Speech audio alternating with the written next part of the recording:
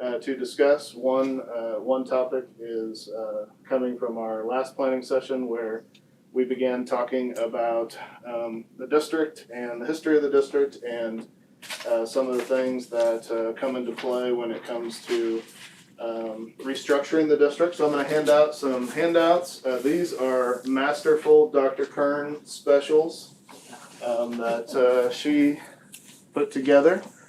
Some of it has information that you saw at our last planning session, and some of it is new. Okay, you're good. So paddles up here.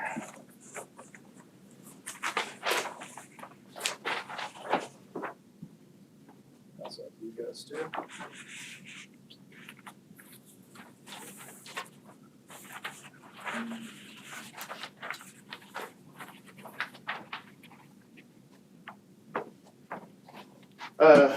Main thing with this topic tonight, this planning session was originally put together to discuss kind of our COVID plan for second semester, as our last one was is kind of restructuring was our last topic.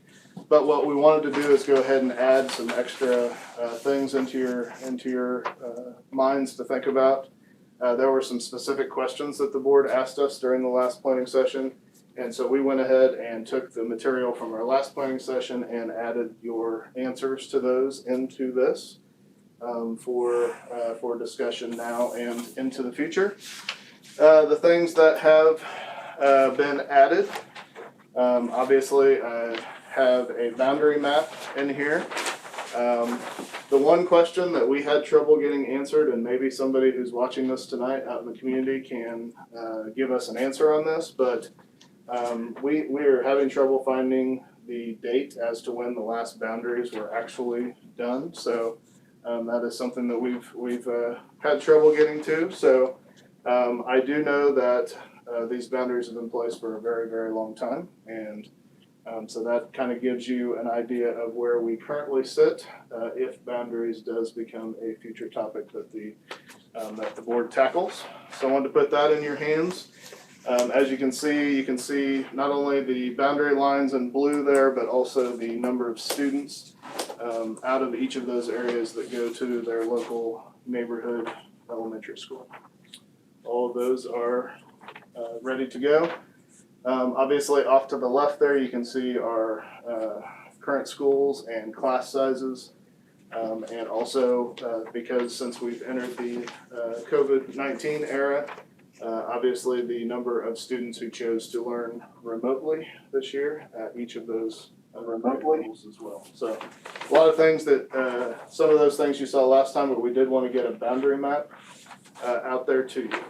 And then on the back page, some of the other questions that the board asked us last week or a couple weeks ago that we did not have answers for at the time.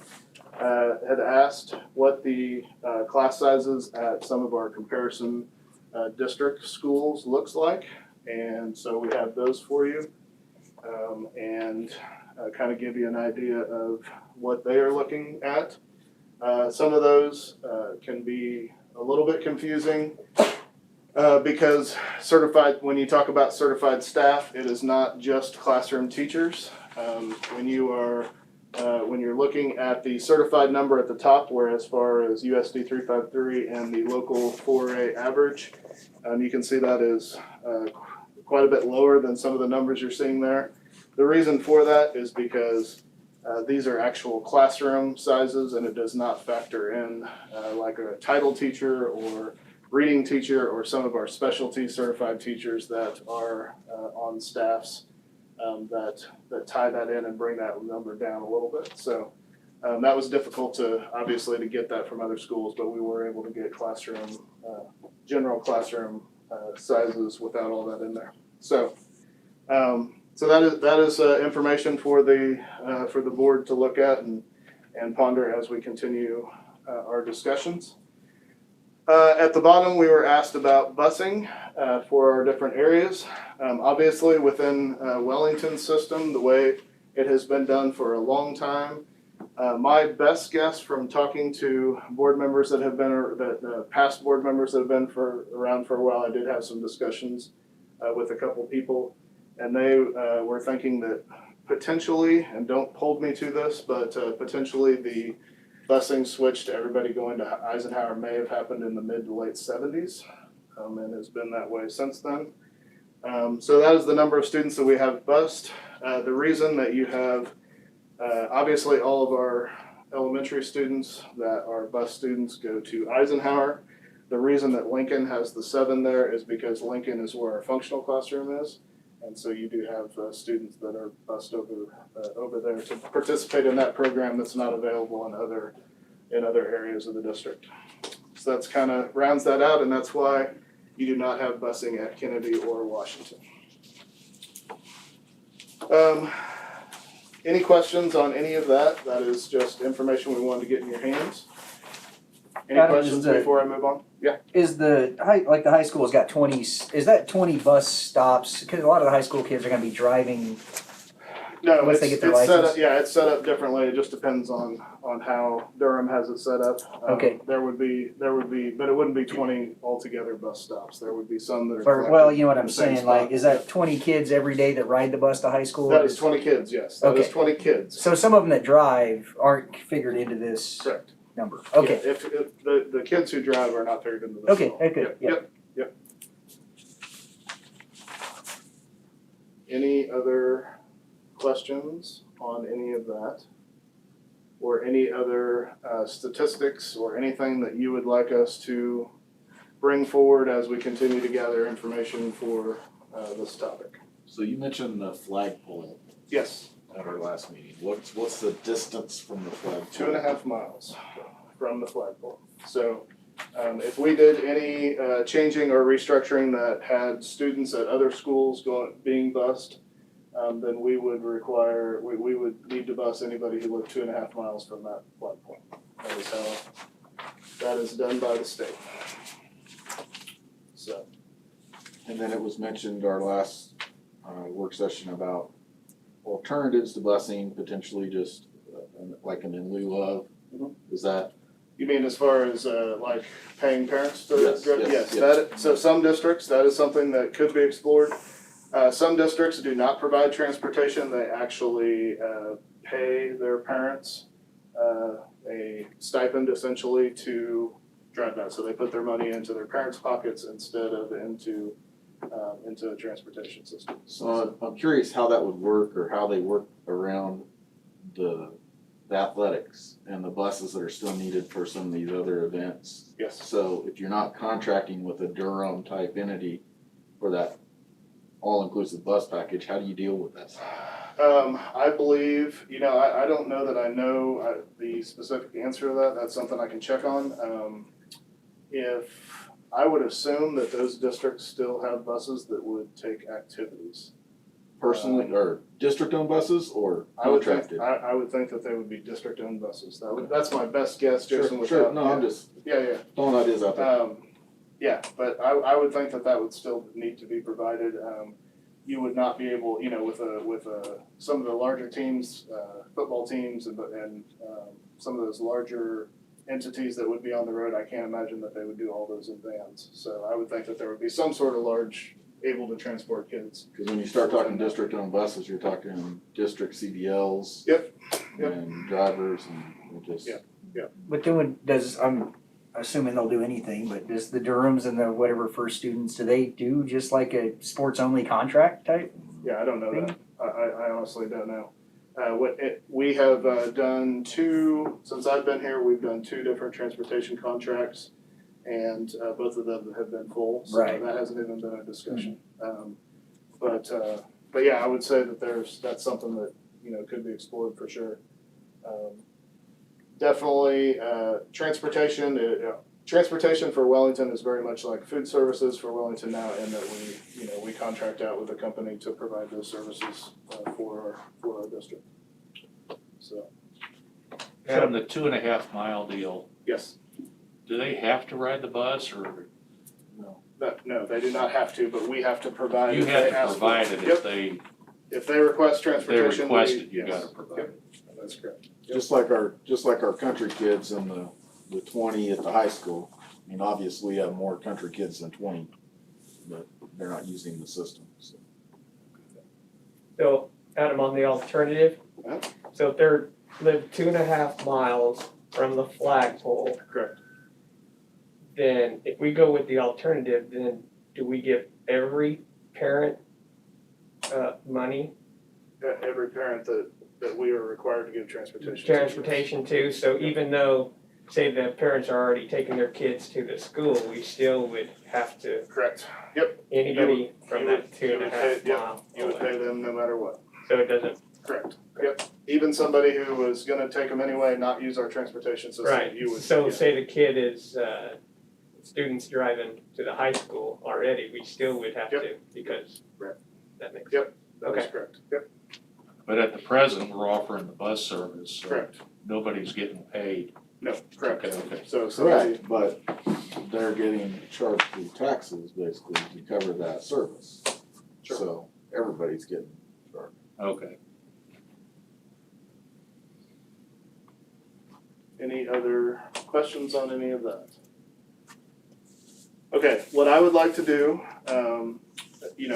we've talking about this briefly and then just continuing to put information in your hands to kind of get all of our brains going. Obviously, the process that we are talking about, is probably a long-term, 6-year process. And so this is just the beginning. However, Pat mentioned this last time we all met.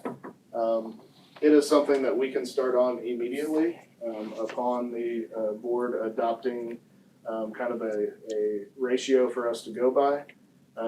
Immediately when we get back from Christmas break, January through July for school districts is kind of the hiring season.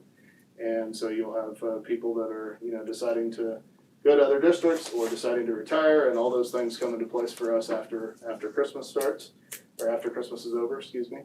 And so one thing that I would like to kind of bring up this evening that would be a great first step as far as a short-term strategy on this is if in the December or the January board meeting, if the board is interested in adopting basically for us to move closer to our local 4A average certified staff to student ratio, then we would be able to have that in our minds as we are hiring and going through the season and restructuring as things go. That would be a short-term strategy to get things going. And then we could move into more long-term strategies as we looked at bigger decisions that need to be made along with this that we talked about last time. Would it be fair to say that right now, we're not shooting for a ratio, we're just I would say, hiring, I think if we, Larry, if we just put something into place that we were looking to shoot more to what schools around our areas are Okay. are doing, certified to student ratio, that would be acceptable. But right now, we're not really shooting for a ratio, it Correct. just turns out to be what it is. Right. Okay.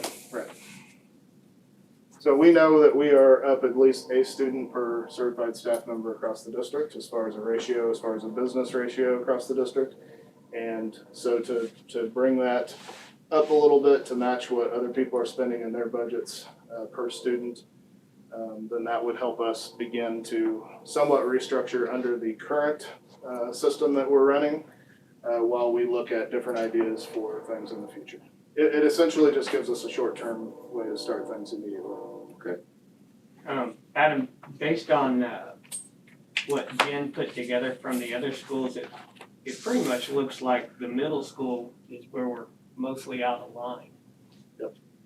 So that might be a place to start when we're looking at either raising the ratio or keeping the ratio the same. Yeah, we need to, But I think we're over, it looks like just based on the information here is that we're overstaffed at the middle school. we'll, and it's one of those where we would, it's unfortunately, it is not a perfect science because when you get into the secondary classes, high school, middle school, depending on who decides to leave, who decides, you have specialty teachers that teach specialty things. And so you have to make sure that certain things are covered for the state, and so it becomes more of a, you know, a give and take. It's not super perfect to where somebody leaves and we just decide not to replace that position, because we may have to keep up with, you know. So it depends on the position and who we have available who can cover and all those types of things. Well, I'm surprised to see this 10-1. That's just the whole, I mean, if you count the number of students in the middle school and the number of teachers, obviously that's what it is, but, because if we would go full-time right now, or when, just say we're normal this year, the way it's set up right now, because we made the, core classes smaller, the electives would have some would have over 30 kids in them. Right. So, So Pat, when you're looking at that, so that includes all certified staff, and not just classroom teachers, but certified staff across the building. So that would be people who don't just run regular full classrooms as well. That's what brings that ratio down. so it's that not can, just- I mean, like, Does that make sense? Like so teachers who don't run full classrooms all the time. So anytime you have a title person, or you have those people that are put into schools to deal with interventions and stuff, sometimes have small groups, not all the time. Then that brings Okay. that brings the ratio. so really the ratio is misleading, because currently we could use another interventionist, and we used to have two. I mean, I think that's really misleading. Yeah, and it had, Chris, because when I look at that, I'm like you, I think, wow, we got way too many, teachers, but I don't really think when you see the whole picture, that's the case. correct, right, and But I was kind of shocked too. yeah, and right before you got here, I was explaining. Yeah, I'm that. sorry. No, you're fine, you're fine. So if you notice, like I said, up where the local 4A averages and ours, how it's at 11 and 12. And then down when you look at some of the data we were able to find from other classrooms, those were actual classroom data, whereas from the other schools, it was difficult to find the average with all of those extra people put in there. And so you're right, it is a bit misleading, and that's why I was saying that earlier to try to cover that up. And Mr. Holling and I have talked and are very aware of some of the higher classes and the electives and all that. By building, this is gonna be all over the place. So you're right, Pat, it should not just be looked at as that one number. We just wanted to put some information together for you guys to get a feeling. That's, I was also kind of caught off guard by Lincoln, because to me, Lincoln feels like it's kind of busting up the seams a little bit. There's a lot of kids in that building. Right. And for a 10-1 ratio showing up at Lincoln, that just kind of surprised me. So if you, That's because of the special ed, right? Probably. yeah, I mean, you bring in all those other Right. teachers, and that's Yeah. what brings it down. what's Yeah. pretty good. That's what I'm trying to say. So again, it's skewing the numbers a It little. is. But, I mean, it is, but yet,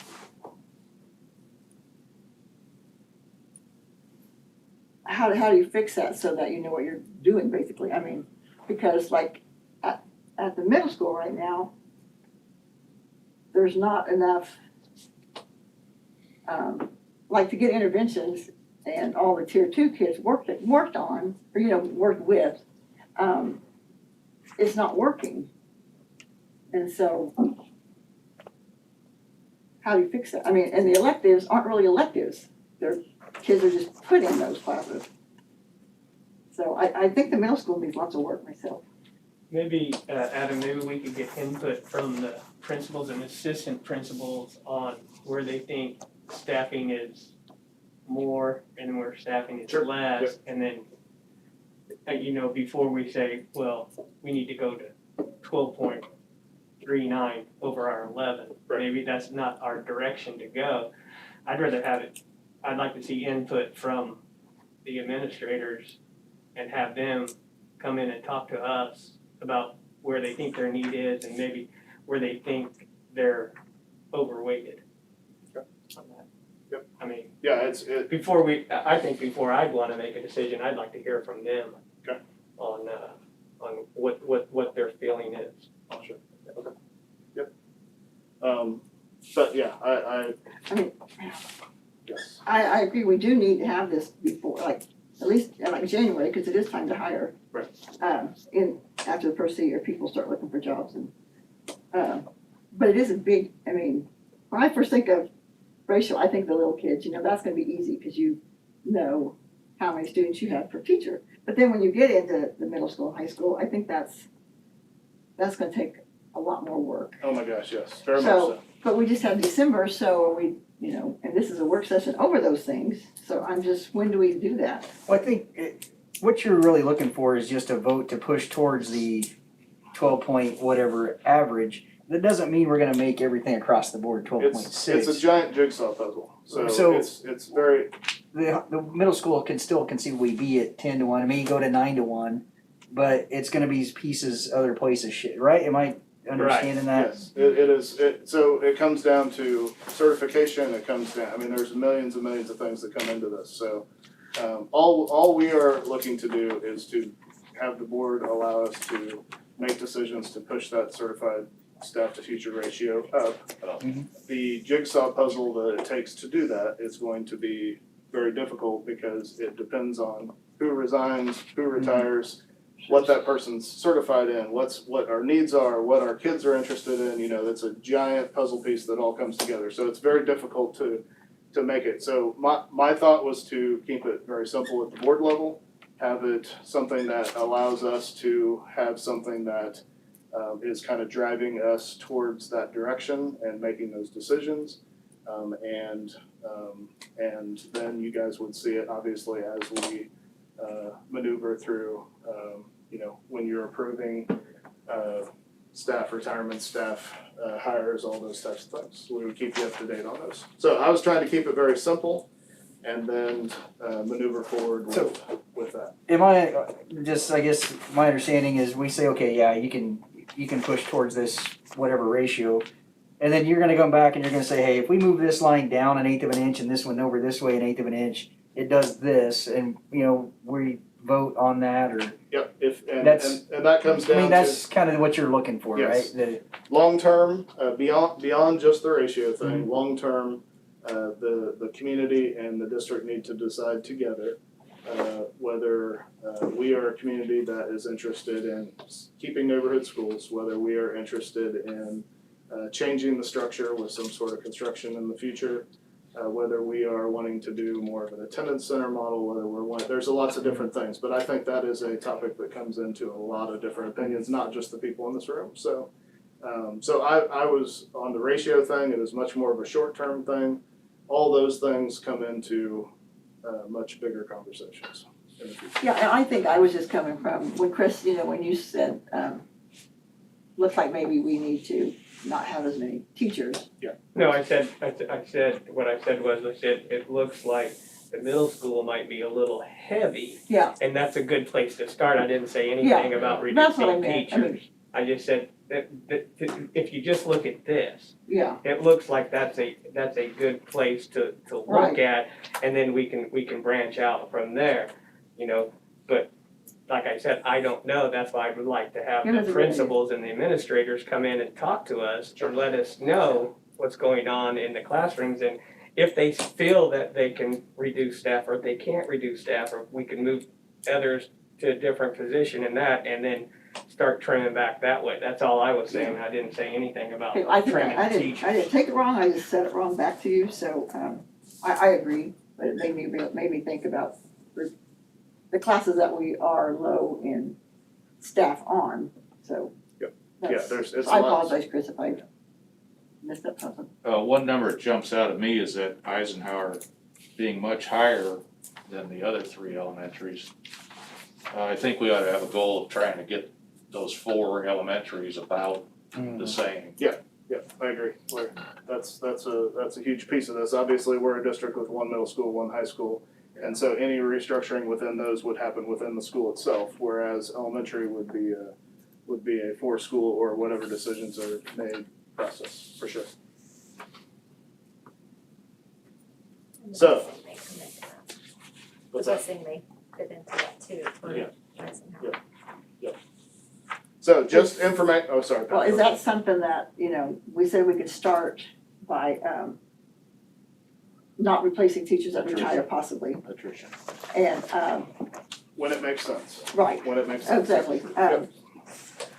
Is moving the boundaries a little bit to even them up, something we could do now too? That is Just- something that my Not permanently, forever, but I'm just saying, yes. Yes, my recommendation on that to the board would be to get community input on that. sure, And get some people together that are community leaders that could give our parents and some people to, help kind of give us guidance on that, to kind of give an idea for what the community wants for the future. So that's a little bit more long-term, in my opinion, to make those things happen. But yes, that's absolutely something that could happen if boundary changes was something that that this group eventually decided based off of community feedback, then that is something that we could do. but actually, So how is the boundaries enforced now for the elementary? Students are required to go to or enroll in their home school when they first come to school, whether it's in kindergarten, whether it's in a different grade. And then they're required to stay in that school. They are grandfathered into that school if they move somewhere else in town, but they're required to stay in their home school when they first enroll. So we do not move them schools if they move across town typically. We allow them to stay at that school if that happens. And you said generally, at the last meeting, that they do stick to that Yeah, for the most part. for the most part, Yeah, with the exception of the guy that moved across town. Yeah, most people don't move all over town, but some, there are people that, move because they find a better house across town or something happens or they decide to take on a different rent or whatever. And so that does happen. And we do allow them to move schools at that time if they would like to, and a lot of them choose to because they want to go to a closer school. But we typically don't make them once they've been involved in one of our schools. Are there any other exceptions, like if the mom is a teacher at one of the schools, can they go to that school just because it's convenient for? There have been things like that in the past. We've also had emergency situations that administrative decision was made because a student was in a bad situation or there was something that we felt like was an emergency enough to change that. So I'm not gonna say that it's never happened and never happens, but we definitely try to stick to that with most situations, try to hold on to that. Okay. how soon do you envision putting the committee together? Well, if the board is for short term, willing to act on just, improving the ratio as a short term strategy, then I think that we could start putting committees together very quickly to start getting an idea of what the community is interested in as far as, restructuring in the future. Would site councils be a way to, Site councils would be a huge piece of that. Yeah. Yep. And it's good, really good for site councils to have topics like this to talk about Right, too, because yeah. it really kind of brings everybody together. okay, and it's a diverse group too from the Yep, school, yep, so typically that's a good sampling of. Yep. the And neighborhood. and then site council could actually be the base and then could bring some people in that are interested Sure, on top of that. that sounds Sure. good.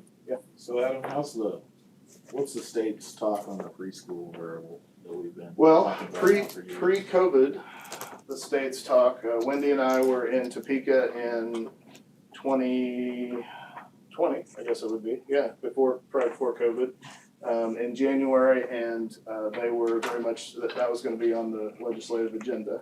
And then when COVID came along and the world fell apart, then that kind of got done out. So it'll be interesting to see what the next legislative session has to, Because the only reason I mention that is that's a whole nother group of kids that would be pulling into that number. Yep. And potentially, facilities to put them in. Yep. That may play into some of this. Correct. Yep. Since the district does have a overall goal to, obviously to get some preschool classrooms started. And then obviously state funding would come into, to that discussion as well. And then obviously opening up classrooms, through this to hold preschools is a huge part of that.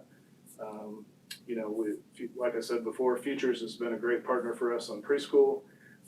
We have not always, we've allowed space for them. It has put some pressure on the buildings that we've done that to because we're just tight spaced the way we're currently structured. So that's definitely something that we can talk about as classrooms come up. I know originally, I mean, what I would heard, was each building had to have, you know, they would say, it was thinking each building had to have their own preschool. Is that still something, I mean, Yeah, I don't know that the state necessarily said each building had to. It was more districts getting involved with preschool. So like some districts have preschool centers. and I think So, Mr. White kind of No, brought we that could out when he have first it. started the preschools, that Yeah. we all have to have our own. Yeah. So that was, you know, a Right. few years ago, Yep, so. yep. So some districts have preschool centers Yeah. that are all preschool. There are districts that have a preschool within their elementary schools, like you were talking about, across the board. So you probably see a variance of those two for the most part. So we do need to we do need to include, That's one way to change that ratio real quick, is you throw a whole nother year worth of kids in and that ratio swings really quick. So that's definitely part of this. That's also a KISA goal for the district, for accreditation, and so that's something that we're working towards. And part of this whole process is working towards that as well, creating that at the appropriate time. Okay. Any other questions? And I guess I would say out to the board, I can definitely get some information, like Chris said, from our principals, and you know, get them further talking about this. I've already talked about this with them a little bit. And is there anybody who would be, if we get the principals in here to discuss with you a little bit where they're at, any thoughts on increasing or kind of a decision to increase the ratio going into the season this year, the hiring season? Well, since we're not in a meeting, we can't really vote, but I mean, I think we need to strive to get more in line with the region average or ratio. I mean, to me, that just looks like a good number to try to shoot for. I agree with that. Like you say, it's a big puzzle. You may have a retirement, but you need that spot. You know, you just never know what's gonna pop up. Yeah, the steps that you're taking, Adam, to start getting there, I think I know, I'm on board with it. I'm on board too. I got a really confusing question. Is the local 4A, are we included in? Yes. Okay, so our number is part of that average. Yep. So when we raise our number up, the average will probably go up. Yeah. And then we'll be below average again. Well, but we can track that yearly. So, Okay, no, that's fine. We can track that yearly. Okay, And actually, Wendy has those numbers we can send out if you guys wanted to see where Yeah. all 8 districts are at, but Oh, that's the gotcha. average of the 8 anyway. Yeah, there's actually only one district out of all that we compare against that is actually a little bit lower than that. Okay. Everything else is higher. we're so at if we the took low. our numbers out of the local average, what would the local average be? If we just didn't include Wellington? Just not Wellington? That's okay, you don't have to do it right now, I'm just curious. It's not gonna affect my decision anyway, just, Wendy likes her numbers, so let her go. can you do that on your phone? Yeah. Oh, wow. Can't do it in your head. calculate on your phone. I know that much.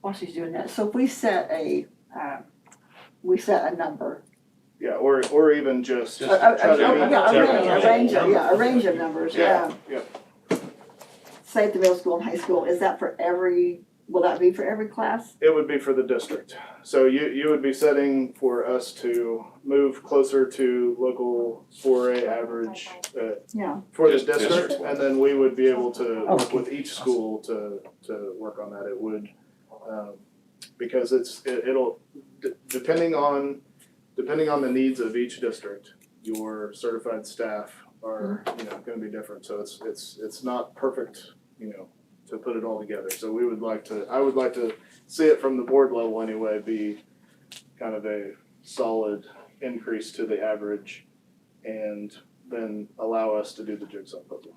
That's kind of my thought process anyway. But you're gonna come to, the board will approve the final jigsaw puzzle. Yeah, right? well, the board will approve it every month because we will have, Okay. we'll have people going in and out. I kinda got a feeling Pat's concerned that we say yes and then, Yeah, We're gonna- I mean, cause I wanna make sure our lower grades have a lower number right, high, That are- just yes, throwing it yes, out yes, there. yes, I mean, yeah. of course I wanna raise them, if you want to know somebody just wants to raise them, because those are all low, but I don't wanna see, 20 kids in a kindergarten, or maybe 17 kids in a kindergarten, I'm not sure. And then 17 kids in another one. but I think it sounds like we're gonna get to see the proposed jigsaw Yeah. puzzle Yeah. before we. Yeah, I think we should make the final decision, Sure. for sure, what the ratio is, because I I'd be think, curious to see how many core teachers each middle school has, Core teachers, what's that? like reading, math, Oh. language arts, just those, And not not your, art, home ec, those art. type of Right. things. Yeah. Not So- that those so are it's not just- important, because they are. Yeah, so it's just, it would be 1 per grade, so it would be 3. So you'd have 1 core teacher per grade level, and then you would have, your 3 interventionists, and then all your elective teachers and your special ed teachers and all that. So they have their 1 core teacher per subject, for each grade at the middle school. Okay. I always wondered why, in the middle school, you used to have 2 math classes. They did, yes. I'm a Yep. 7th grader, I have 2 different math classes. Yep. And I think if my understanding is right, after talking to someone over there, we used to have 2, like a reading and a language arts. Yes. Do you know why we quit doing that? Yes. I mean, It was when Dr. Whitener was here and the MTSS was being pushed in each building. They took the teacher. So at the, let's say 6th grade. 6th grade used to have an English teacher and a reading teacher. And so you still had your math teacher, your social studies teacher, your science teacher, and then you had 2 essentially English teachers. You had an English class and a reading class. So what ended up happening is when MTSS got pushed, they moved one of those positions into an interventionist position. And the interventionist, and that is why a lot of the classes got bigger, because that whole class of kids that was in there now got dispersed amongst the other classes when it came to scheduling. And so that caused the increase in class sizes that you're talking about. But in the ratio, that interventionist is still in there. That's the problem with why the ratio skews things, which is exactly what you're talking about.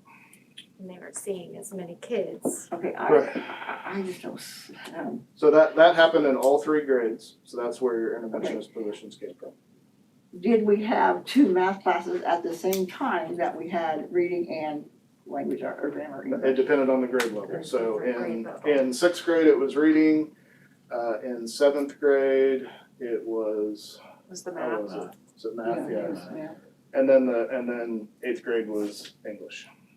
So Twice. now, And when that was originally set up years and years ago, it was because they were trying to target state testing, No Child Left Behind state testing during that test during that year. That's how they were.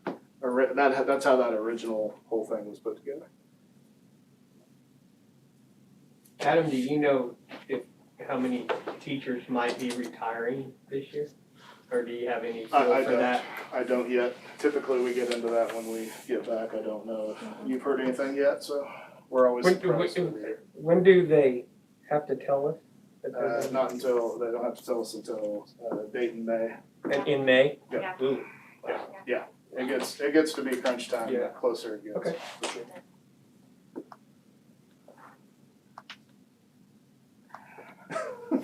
I just, I think with all the kids missing all the school and everything, and our scores are really low, and, interventionists were created to work with the tier kids, basically, and then other smaller groups. So that leaves, that's the reason we took away, I wanna make sure I understand, that's the reason we took away having 2 types of reading classes. Correct. Or in a certain grade math classes. Which left those kids without I guess those classes are those. That class, that, they didn't have that class. curriculum, which they are missing.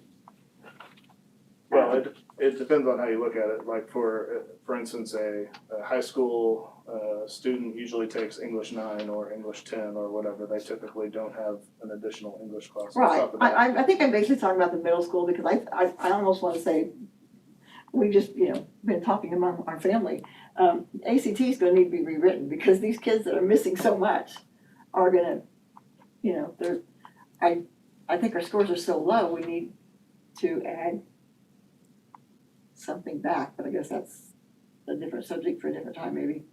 You're talking about making those teachers back into, Back into the normal, to the everyday gotcha.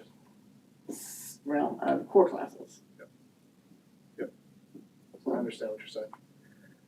But that is definitely what boosted class sizes there, for sure, because now you have those teachers that are taking intervention groups instead of classes. So that's definitely when that boost happened, whenever that happened. So what created the problem of having 4 electives instead of 2, and electives not being your choice?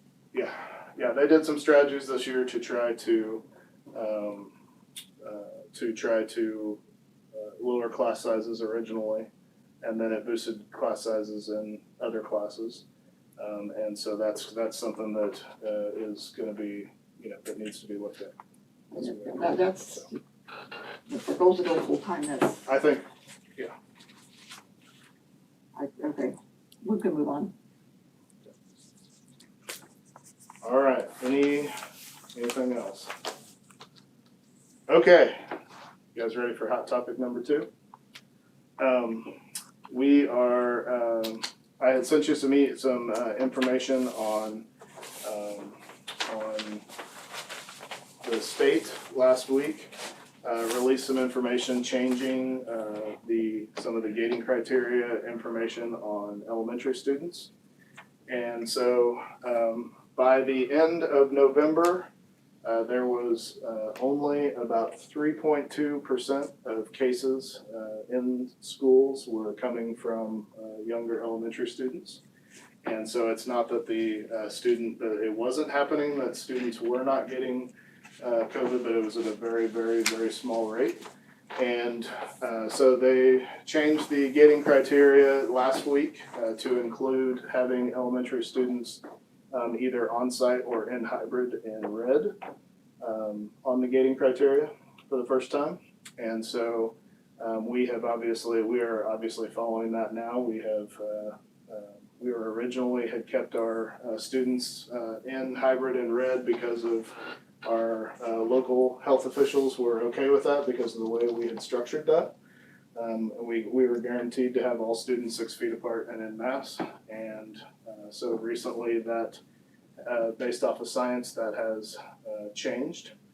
And so because of that, we feel that we can move forward with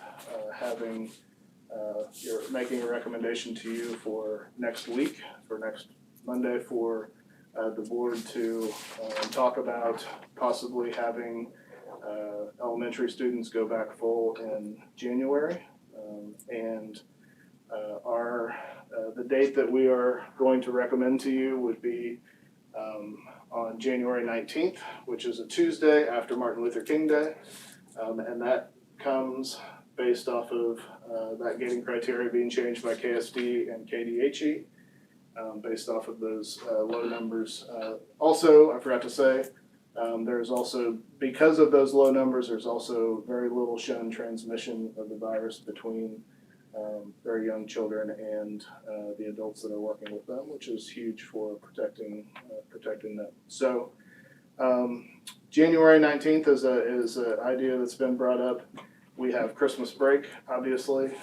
Just like Thanksgiving, there's going to be a lot of stress about how people's decisions over the holidays and people getting together. And so the idea is for us to be in hybrid for 2 weeks after we get back from break, to let that incubation period of the virus pass, and then on January 19th, bring elementary students back full. And move on from there based off of the new gating criteria. One of the options that is brought up, I know that we have talked all year about how it is difficult under our current structure to keep students 6 feet apart. One of the things that medical professionals have and the state have recommended is to use cohorting in the times that you are having trouble keeping students 6 feet apart. So cohorting is basically you have a group of students that are 5 or less, and then they are 6 feet apart from another group of students that are 5 or less. And then obviously within that group, you still try to do some spacing the best you can.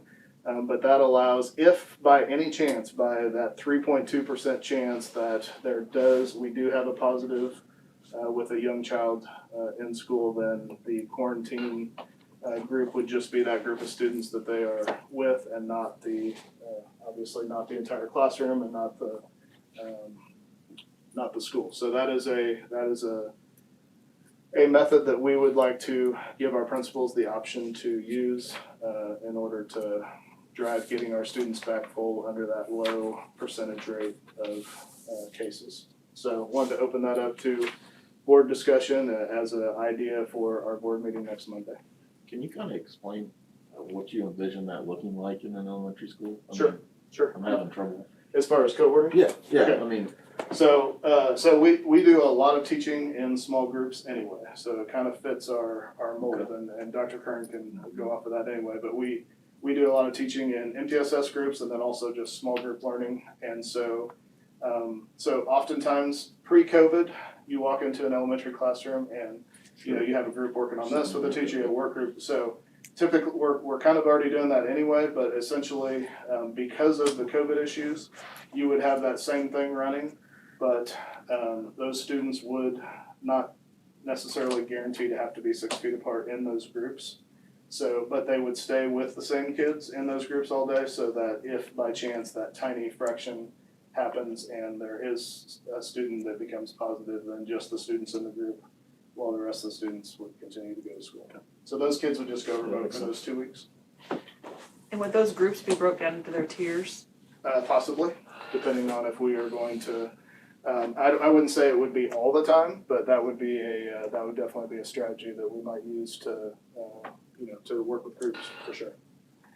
What would the schedule look like, because now there's an hour or something for lunch and then there's Well, extended day, Yes, that. so that is a question that we are working on. I actually received, and she's gonna laugh at me when I say this out loud on camera, but I received like 5 phone calls from the same principal who was trying to figure out their schedule today, and so that's something that's in process right now. That would include like start and stop time and lunch and anything else, buses, I guess. Yep. So that, anyway, Is there any, Yes. Go ahead. oh, I'm sorry. That's Is there any indication that the state's going to continue the free lunches or, they've continued it for the year. for the year? Yep. Okay, I missed that. Yes, that's all, that is set up for the year, so. Okay, That's right, Wendy? Yep, it's done for the whole year. I missed that too, at the time. Adam, I added up all the new students or the new positive cases, Mhm. and I only counted 3 elementaries. Yeah, we've had very few elementary Over the whole, positive cases over the whole year, yeah. at the same time, we had 10 staff in Right. the elementaries. Right, and a lot of those are obviously acquired outside of the school. As far as a staff needing to quarantine or a staff that's been positive. Not necessarily, because we've been guaranteed 6 feet apart and in mass, a lot of those transmissions aren't happening at school. So, Okay. what the science is saying now is that with small children, they're getting at such a small rate that the transmission would be very unlikely working with small children in schools anyway. So staff, not that you're not going to see quarantines and all that kind of stuff, but a lot of that is going to come from, events outside of school that cause that to happen. So a staff member is more likely to get infected outside of the school than, Yeah. Correct. when they're inside teaching. Yes, that's correct. God. And that's been talked about throughout the semester, but that's actually, been handed down at this point as as a fact, which is important for our decision making. For middle school and high school students, they are, basically the older the student, the more chance of, not only acquiring the virus, but also transmitting it. And so they are still very gray on middle school and on high school, and are still encouraging them to stay in hybrid at this time. If we're in, not in green essentially, so. But they haven't changed the gating criteria on the middle school and high school, so Correct. if we're red, their recommendation is. Their recommendation is still remote. At the state level, our local health people, because of the way we have set our programs up, have still been okay. So we've been following local guidance. We are, that is different than state guidance on that. Because we're 6 feet apart, we wear masks, Yes. that's supposed to be everywhere you go, Right. you're almost safer at school.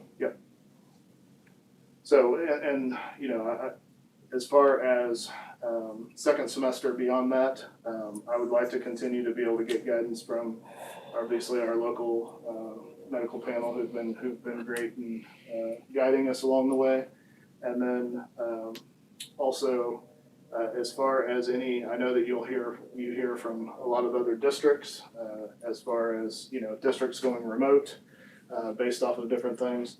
My idea would really be, a lot of that's going to be based off of staffing issues. Unless we have a cluster breakout, which shouldn't happen in our schools because we're 6 feet apart in mass as far as our older schools, and then now elementary have a lot less.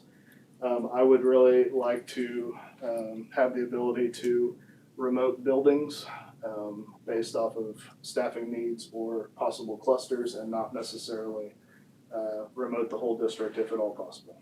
Not if the world falls apart, then obviously we have to, but that's kind of my thoughts for second semester. So kind of along those lines, like Pat said, since we're 6 feet apart, mask and everything, that's the reason we're following the local health guidelines or Yes. health group. Right.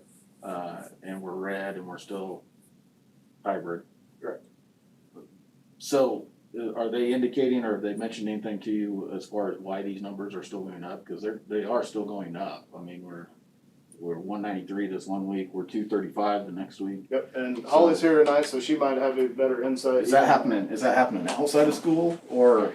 So the numbers that you're talking about are the numbers of kids that are outside, that are gone from school. Right.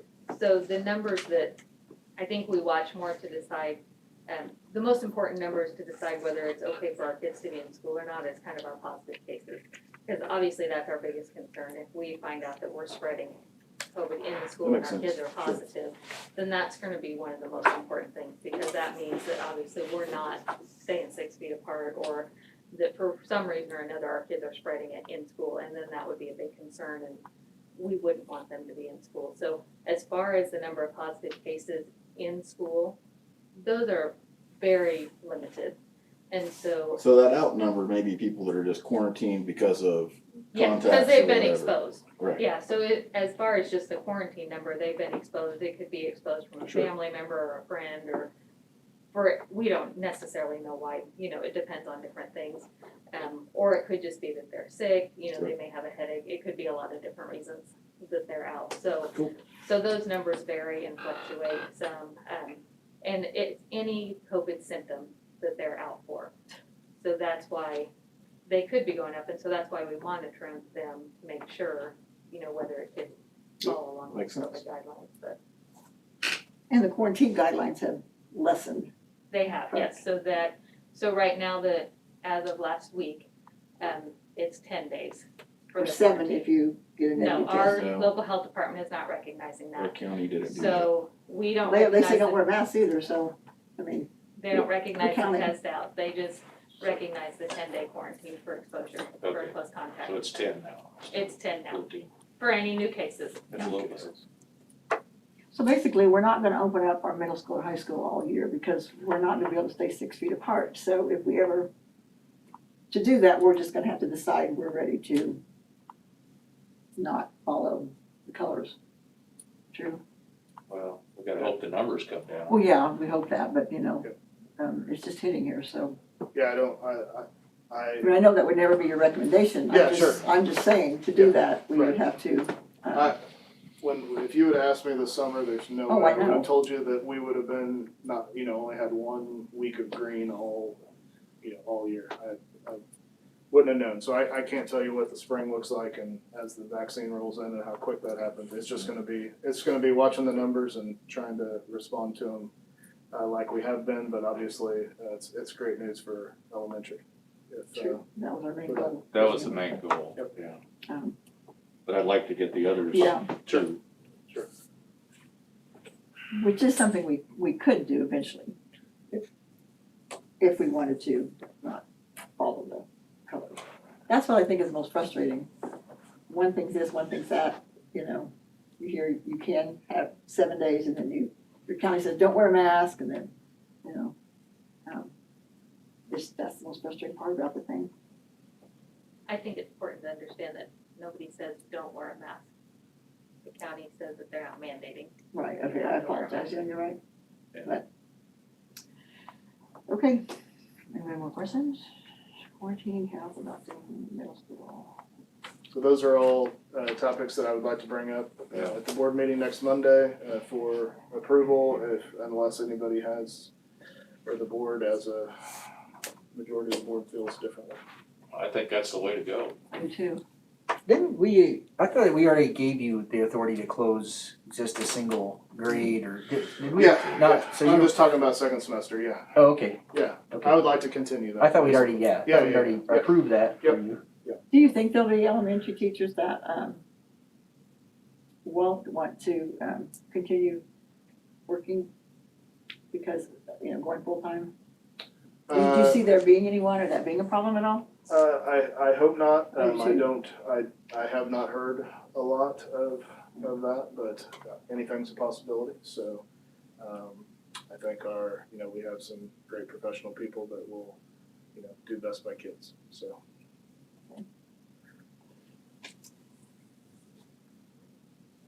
Any other thoughts or questions? Those are the 2 main topics for tonight, both big ones, and both we will continue to tackle as we go.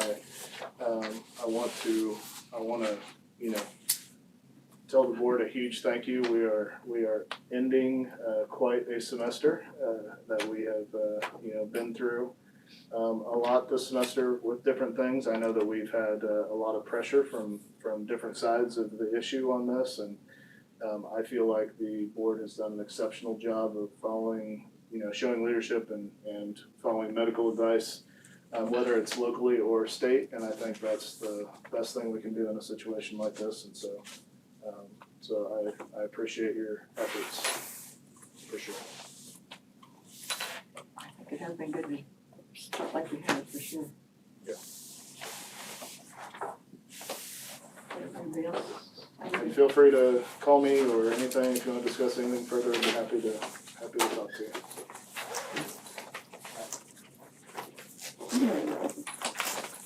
Sorry I was late, I was like watching basketball. And I knew I had to get the middle school and the high school girls going for Robert before I left at 7. Yeah. And, Well, it dawned on me when these guys said something about you weren't here yet, and I said, well, I talked to her, but then I realized you and I never talked time. I didn't even, Oh, no. and I'm real good at skimming, I I skim almost things. missed it too. Yeah, I just, I don't know. So is everybody feeling comfortable with the 6 o'clock thing? Cause we could get that Yeah, going as a regular thing if people wanna get done a little bit earlier, cause Yeah, you sometimes might we have catch me long for nights. 2 minutes too. 2 minutes still, she's like, the meeting starts at 6. Yeah. I didn't see red lights behind me, but I meant. Yeah, that's what I thought, you were thinking it was 7, or you got a speeding ticket trying to be here at 6, I couldn't decide which one I wanted to vote So for. we'll try to keep 6 going since we have some long meetings sometimes, and if Is that for anybody. meetings or just work sessions? Both.